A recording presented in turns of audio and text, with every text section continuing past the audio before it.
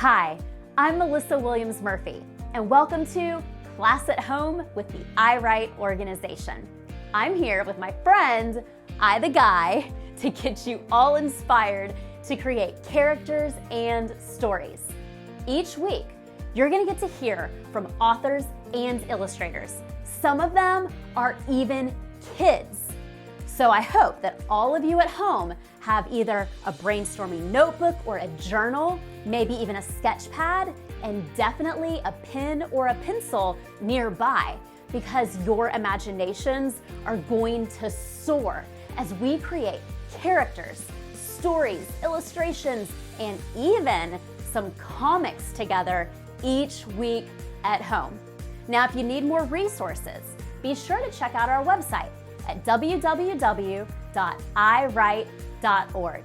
We have all kinds of extra writing and illustration activities for kids of all ages, so be sure to check us out. All right, I the Guy, are you ready to meet some of our superstars? I thought so. Let's go ahead and see what some of the kid authors and illustrators are up to at the iWRITE organization.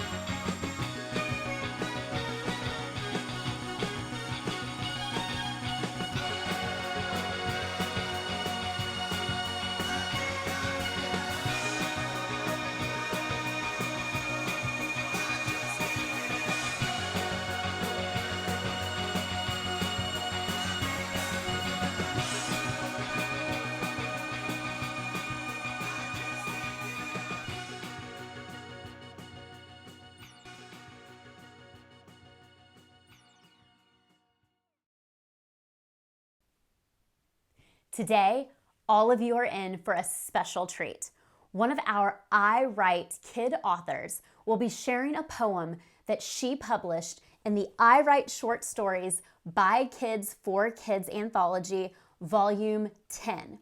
One of the things that I love about her poem is how well she uses the five senses to really allow her readers to experience, feel, and even see everything that she's describing using her beautiful words. So let's go ahead and check it out.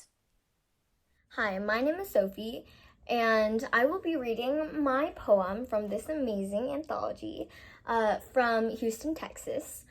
And so before I begin, I want to say that someone who really inspired me to write was Shel Silverstein. His poems are really amazing. They're really interesting and funny, and they've really kept me entertained over the years, and he really inspired me to start writing poetry. So I will be reading my poem called My Lockbox of China. The peeling paint of nearby stores, tattered and torn like an open present. The warm, gooey taste of sticky rice cake, like Play-Doh nestling onto my tongue. The sweet scent of moon cake, wafting to my nose, drool forming on the corner of my lips, the endless steps of the Great Wall, reaching up and up and up. Lazy lily pads loitering and lingering, and cracked ancient temples whispering somber secrets. My grandmother's smile blooming like cherry blossoms. My grandpa's voice gruff like gravel with a hint of softness, like hard frozen ice cream right before melting. I managed to grab hold and put all the memories in the lockbox of my heart.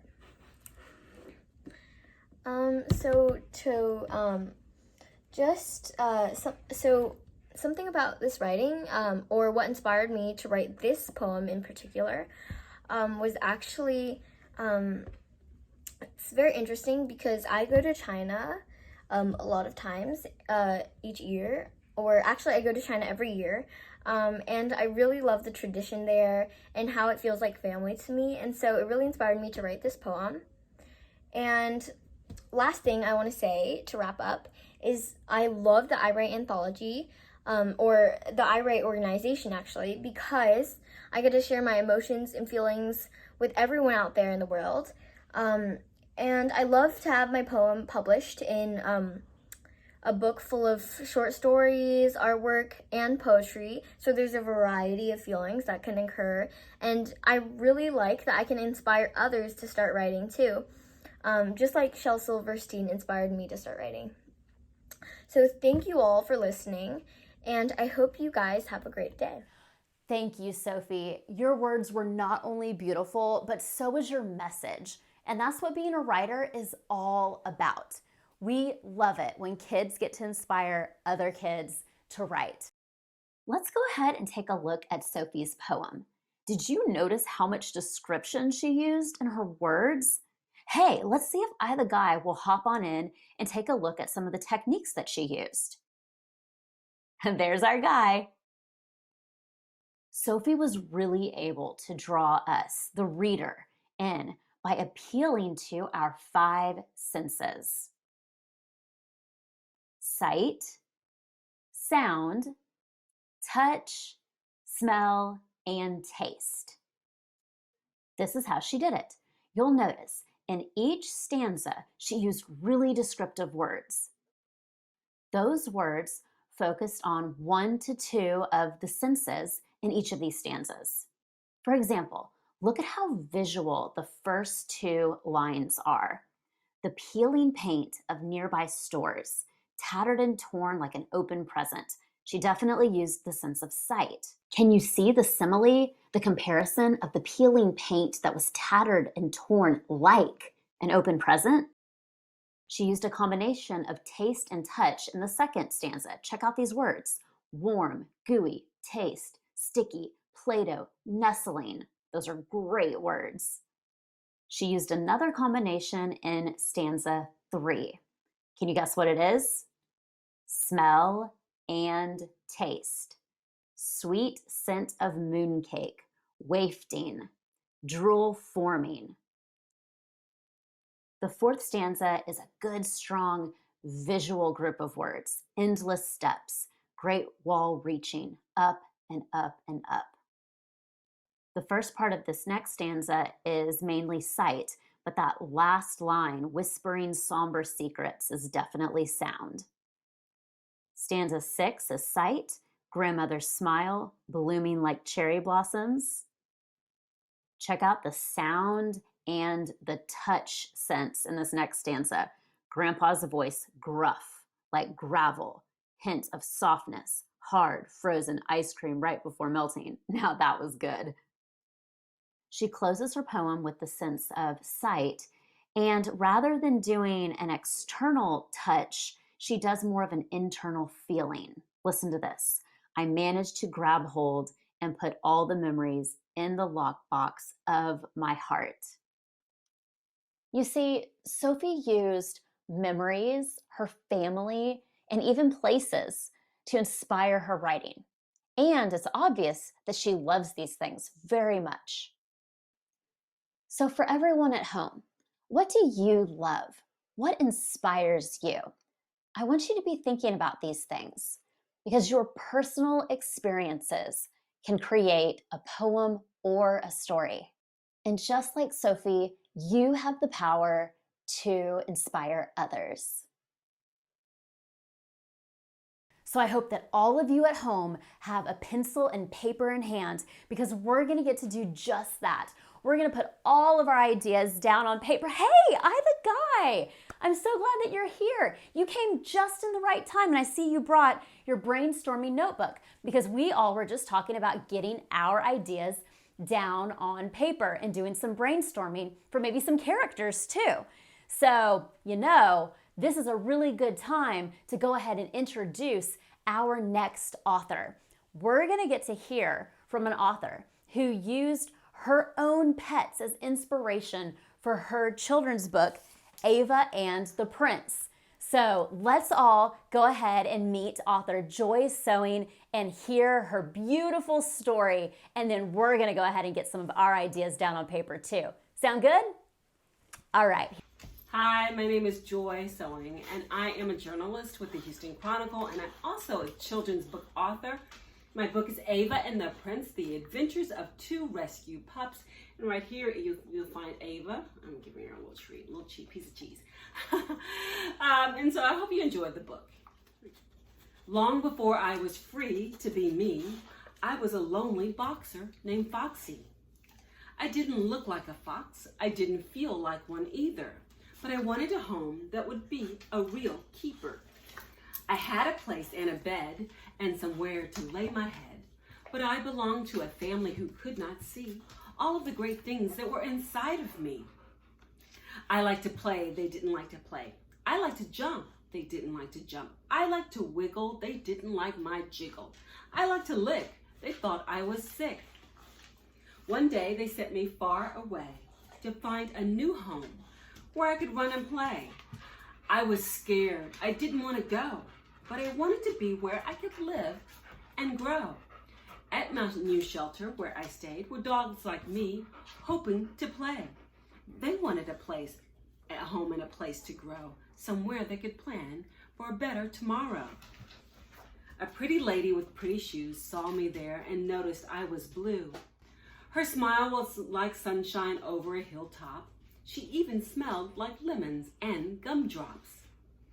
She liked my brown eyes that spoke without talk. She liked my fur and the way I walked. She looked at me, I looked at her. She rubbed my head and played with my fur. You don't look like a fox, she said. You need a new name that you will never dread. You look like an Ava, so glamorous and fun. A dog that brings happiness to everyone. She took me home and gave me a bed and a silver bowl from which I was fed. She gave me treats, she gave me toys. She said I could make lots of noise.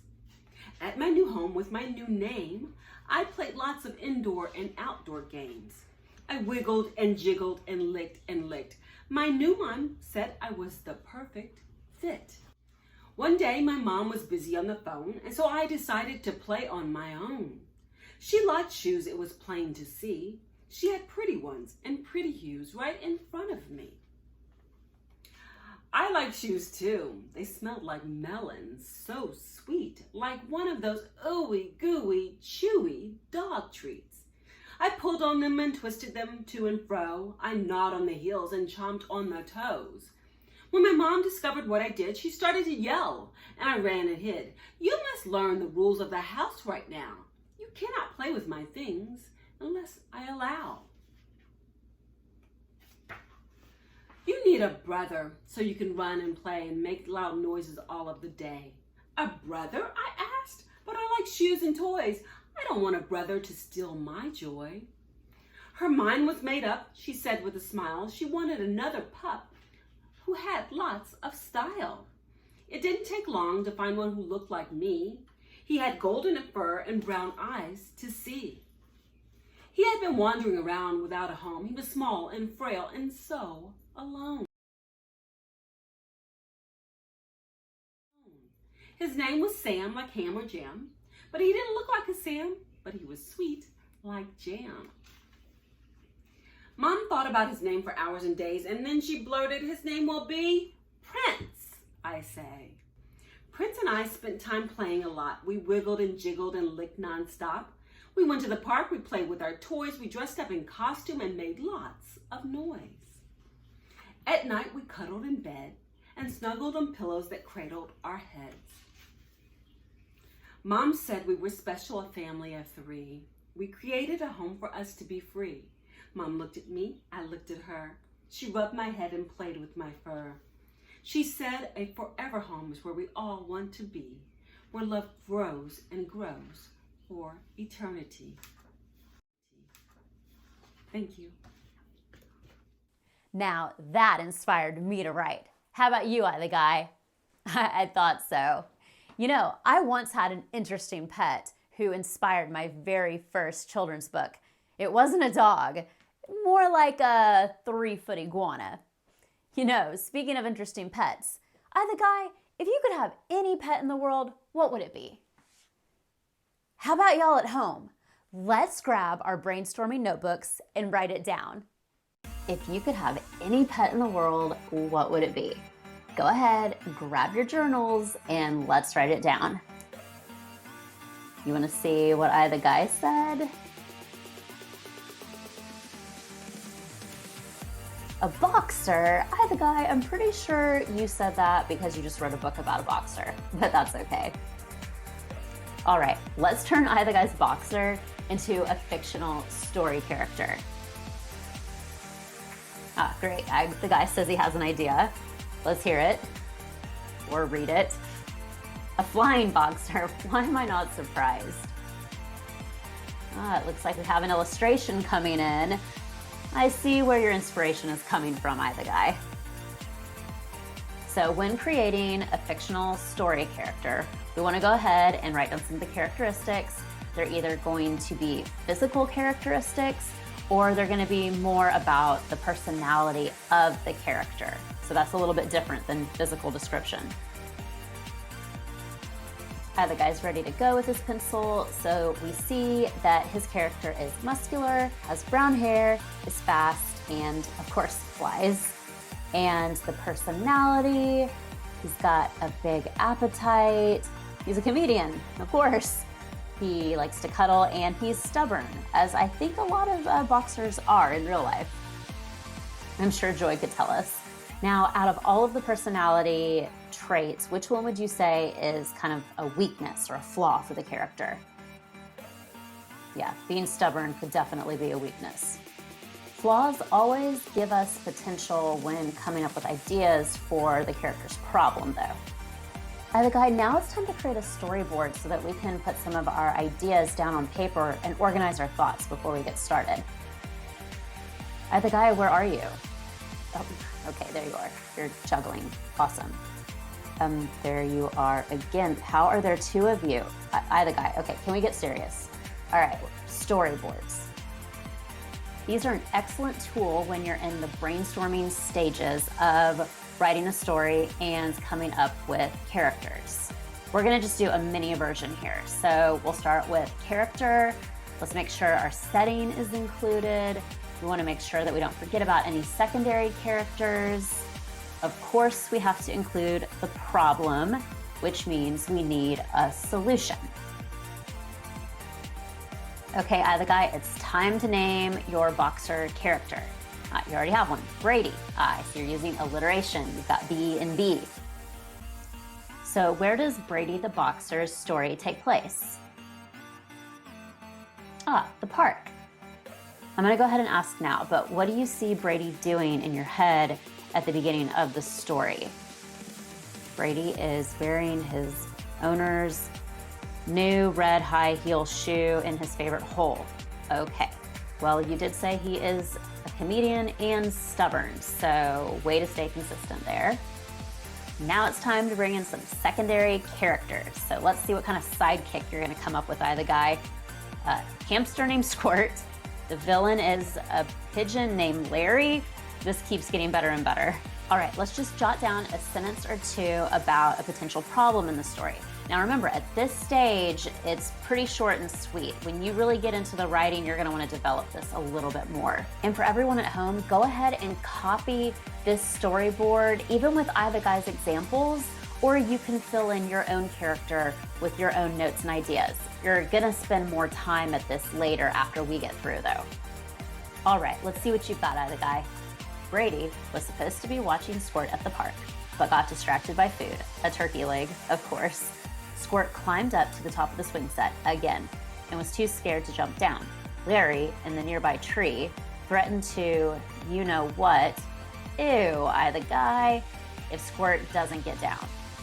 Okay, this is a good start. Let's see what you have for your solution.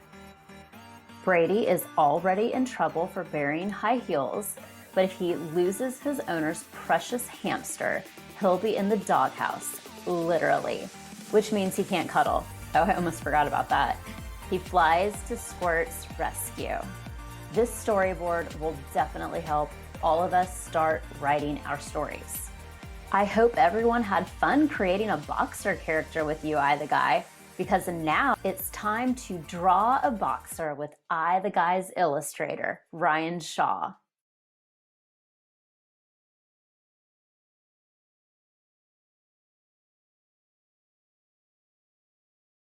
Hello, Illustrator Ryan Shaw here once again, and today we are going to draw a boxer dog. We're going to draw this guy right here, and I drew this dog earlier just as a practice one, and we're going to draw actually on a new page together so we can follow along. So let's go ahead and get started. All right, now that you have your paper and your pencil ready, go ahead and lightly sketch a circle shape. Remember, always press down super light when you're drawing at first. And see, I'm adding the neck and the shoulders and the muzzle. Adding a little line across to keep the eyes on the same path. The ears are kind of a triangle shape. The nose is an oval. I erased a little bit because I didn't like that shape. That's why it's so important to draw light. Now I'm adding the eyes, just some smaller circles. Kind of sculpting it as I go when I sketch. Now I'm adding the mouth details in, giving the dog a nice smile. Seeing that? And I'm adding the folds in the ear. Now I'm going back into the eyes and kind of adding the pupil spots. Now I'm lightly adding in a pattern shape. As you see, we're going to color this dog. Yes, we're going to color for the first time on these lessons. And I'm adding the pattern to where I'm going to place the colors. It's going to be three colors. And we're actually going to use 2 because the page is already white. Now right here what I'm doing is I'm adding ink lines. I'm just tracing over my pencil lines that I sketched. You can use a marker, a pen. There's all kinds of tools you can use. This is a brush pen. It's really cool. It takes a little practice to learn. But your lines look really sharp when you do this kind of inking. So just fill in the details. You can even go over it with your pencil, make the lines a little darker once you like what you sketched out. And as we did with other videos, you just lightly erase any stray lines you don't like. I'm leaving my lines here just because this is a quick lesson. But what's really cool with marker or pen like this is that you can erase any of your extra pencil lines that kind of pop out from the main black lines, and your marker or pen lines will stay on. So it's really cool. And that's why it's so important to draw super light. Now what you see here is I'm coloring in the pupils, but I'm leaving a little white space just to show the reflection, the light bouncing off, to show that it's shiny. Same thing for the nose, and I'm adding the little dots for whisker lines. Now I'm going to use these really cool markers. They're called chameleon markers, but you can use any kind of colored markers for this exercise. It's easy. You can use crayons, colored pencils, whatever you prefer to color with. And now I'm just filling in this lighter brown. There's 3 colors. There's going to be a dark brown coming up too. I love to draw, and I'm glad that I'm drawing with you all. And we're going to be doing this each week, and we're going to have fun. And just to let you guys know, I draw every day. I've been doing it every day for most of my life. I love to do it. It's my favorite thing. My earliest memories are 2nd and 3rd grade, drawing my favorite cartoon characters. Drawing comics of my own, and it's just my favorite thing to do, and I'm glad to share it with you guys. And see there, now I'm using the darker brown for the ears, and then we're going to make a mask basically around the eyes and the muzzle. And we're just about done with our boxer dog. I hope you had fun with this lesson, and remember, we're going to get through this. So most important of all, stay safe, but also stay creative, and we'll see you on the next lesson. Good job, guys. And if you like, go ahead and sign your drawing at the bottom. Until next time. Well, we had a blast reading, writing, and illustrating with all of you at home. If you want more activities to do throughout the week, be sure to visit iWRITE.org.